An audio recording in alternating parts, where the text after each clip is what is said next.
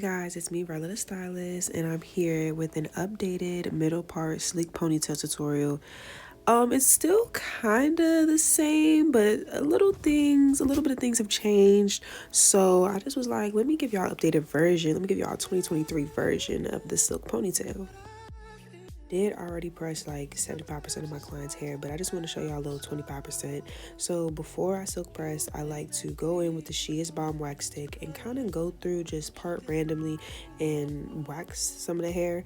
I don't do this when doing a silk press, only with my ponytails, and I feel like I like to do this because it makes me not have to use as much of the Murray's beeswax when molding, because I've realized some of my clients have had not a problem, but that beeswax be hard to get out the hair. You gotta wash your hair good like 3 times. So this just kind of makes it easier on my clients and for me because I don't have to use as much product. I also like to use the olive oil sheen on the ends of the hair just to make sure the ends of the hair stay tamed and straight.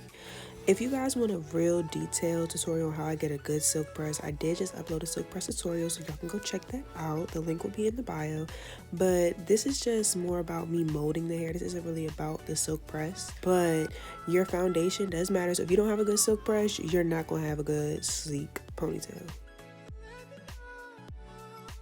Didn't know, now you know. I have 2 flat irons when I'm silk pressing my client's hair. I got my mini baby flat irons, which again, I don't know where these are from, y'all. I got it from the beauty supply store and they've been around for a long time.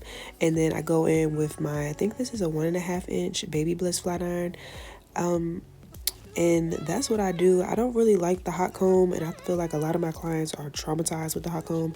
So, you know, a little flat iron be a little less, scary for them. And it still does the job just like a hot comb.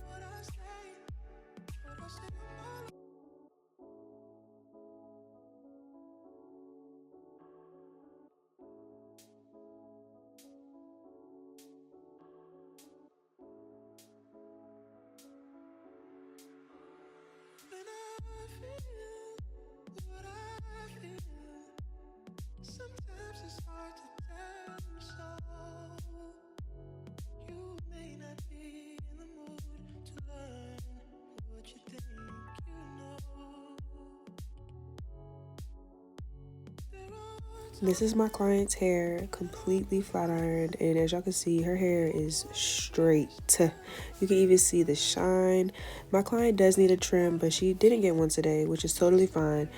But you guys can see the ends, everything perfect. She was getting the middle part, and so I'm sectioning off her middle part.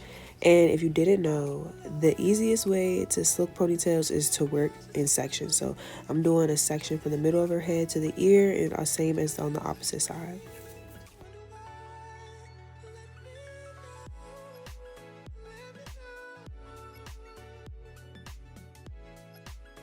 The 2 products that I use when doing my ponytails is the Murray's beeswax and just got to be glue.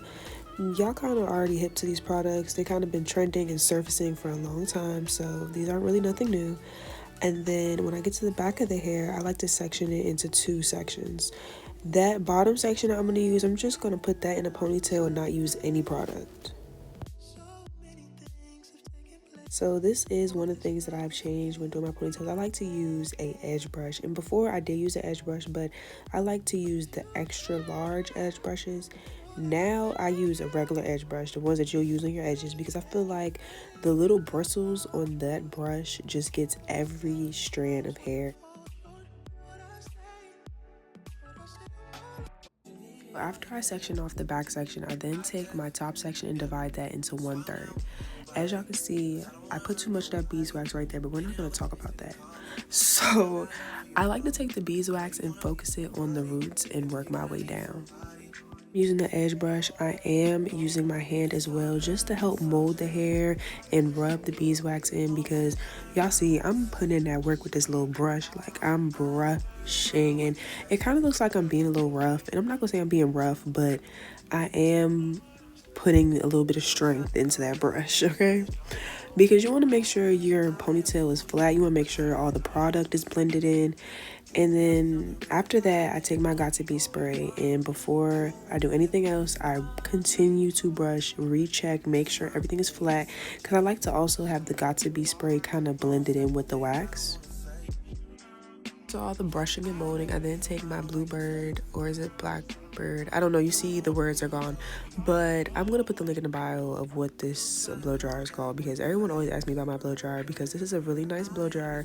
It was a little pricey, but you know, it's always about quality, not quantity. So it is what it is. And after the dry, I just put that in a rubber band, and not something tight. I just wrap it around twice, and then I'm on to my second section.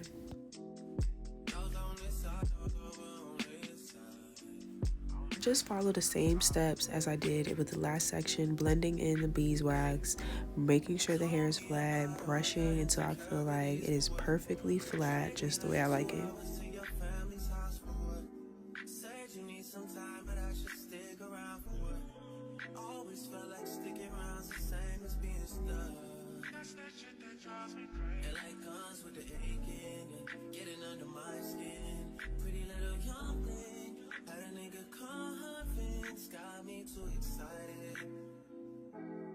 So my camera had died, so I had to use my phone real quick, and then we get back on the camera later. But I'm on my last section, and the reason why I had to use my phone, because I wanted to make sure you guys see how the mold has, like, how the mold's looking basically, and how it's super flat. Like, y'all, you have to keep brushing until it is flat. Don't just be half-assing it and be expecting these wonderful results. It's not gonna work. You have to put in the work and work them arms, work them hands, work that brush, and get that ponytail flat.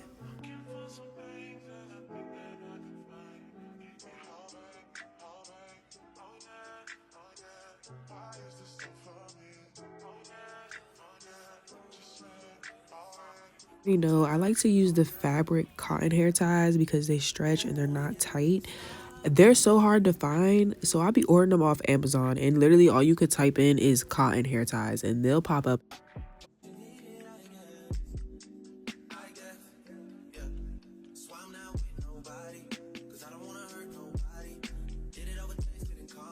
This is the finished results of the back, which is looks fabulous. It looks literally fabulous.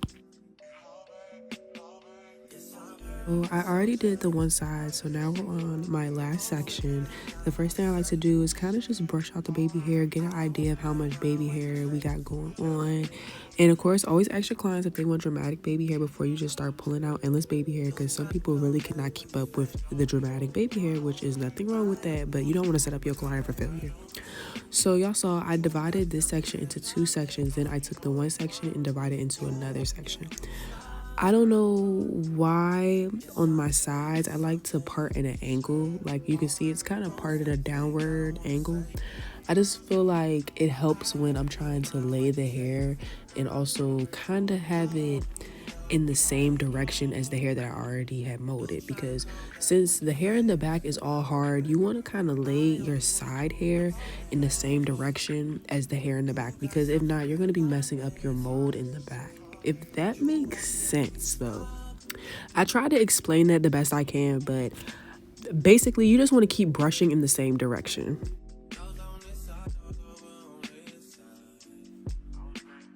Still using my same little steps, edge brush with the beeswax, brush it in real good, then my Godspeed, and then take my blow dryer for the dry. It's basically the same thing throughout the whole entire hair. It's just making sure that you're using your edge brush to its full potential and making sure that the hair is super flat.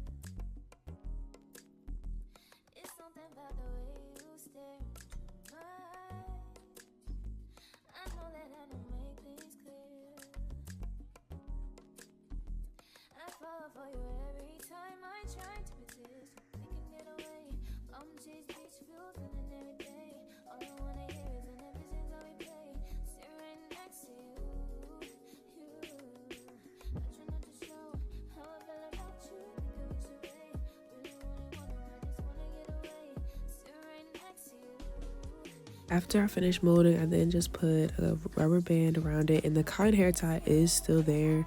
The rubber band is not interfering with the cotton hair tie, and it's still tight. So this is the hair I'm using. It's Organic Hue, the Breezy Wave 30-inch. So I like to sew my ponytails in, so I take some shine jam just so I can braid this part of her hair.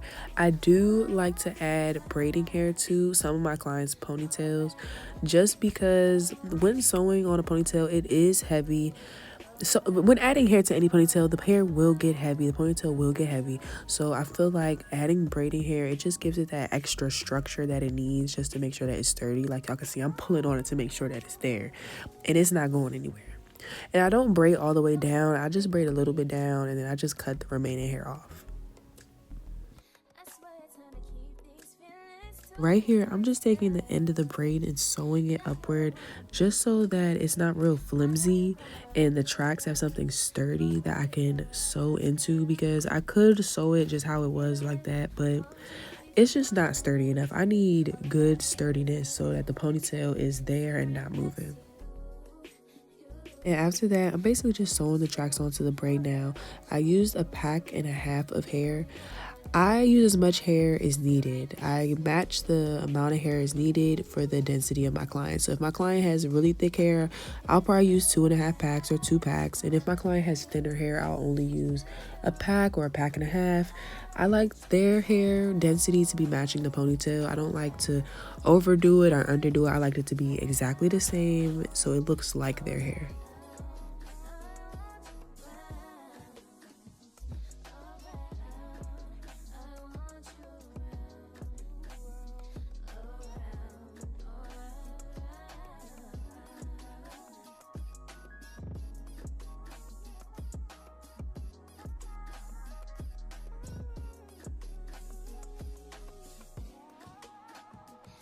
After sewing in the tracks all the way to the top, I then will take a piece of hair from the side and take some of my 24-hour edge control and put that all on the piece of hair, and then I will begin to wrap and cover the track. Make sure that you measure out a good amount of hair.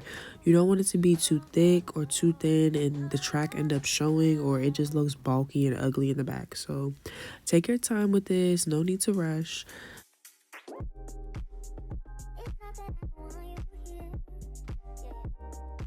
Then take my Wonder Lace Bond hairspray and I'll spray that on the piece of hair. I don't like to use this on the ponytail because I don't know, I just feel like it flakes up on hair, but with synthetic hair or track hair, it just gives a different like reaction.